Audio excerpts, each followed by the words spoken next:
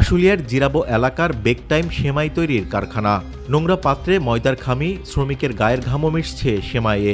একদিকে চলছে সেমাইয়ের বল বানানো, অন্যদিকে প্রস্তুত গরুর চর্বিযুক্ত ডালডা।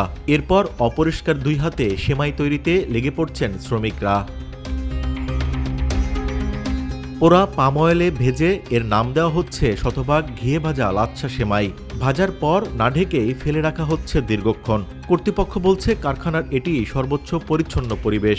কিছু বানানি, এই যে বসে করতেছি, এগুলা হাত ধুয়ে টানা লাগে, না হলে চিকন হবে না, হাতে টানতে হবে। আমার কাছে মনে হয় স্বাস্থ্যকর এটা, কারণ তেল ডালটা একাত্রে কাজ করে। এটা যতটুকু সম্ভব সর্বোচ্চ চেষ্টা পরিষ্কার রাখে। ভোক্তাকে আকৃষ্ট করতে সেমাইয়ে মেশানো হচ্ছে রং। চরম নোংরা পরিবেশে তৈরি হলেও যেন বোঝার উপায় নেই কারো। চকচকে এই লাচ্ছা সেমাই শখ করে খাচ্ছেন ভোক্তারাও।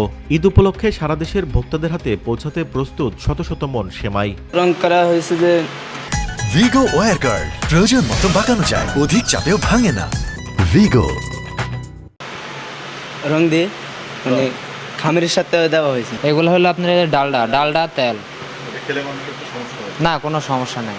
স্বাস্থ্য বিশেষজ্ঞরা বলছেন এসব ভেজাল খাদ্য মানবদেহের জন্য মারাত্মক ক্ষতিকর। আর উপজেলা প্রশাসন বলছে অচিরেই ভেজাল কারবারিদের বিরুদ্ধে নেওয়া হবে ব্যবস্থা।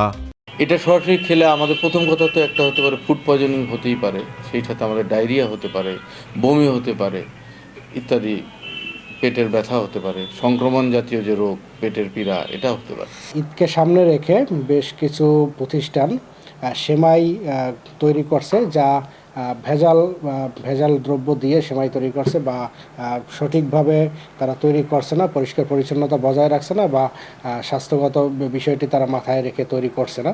তো আমরা সেগুলো আইডেন্টিফাই করার চেষ্টা করছি এবং উপযুক্ত তথ্য প্রমাণ পেলে আমরা উপজেলা প্রশাসনের পক্ষ হতে তাদের বিরুদ্ধে অভিযান পরিচালনা করব এবং আইনগত ব্যবস্থা গ্রহণ করব। প্রতিবার ঈদ এলেই সক্রিয় হয়ে ওঠে ভেজাল সেমাই তৈরির এই চক্র, যাদের নিয়ন্ত্রণে আইনশৃঙ্খলা বাহিনীর আরও সক্রিয় ভূমিকা চান ভোক্তারা।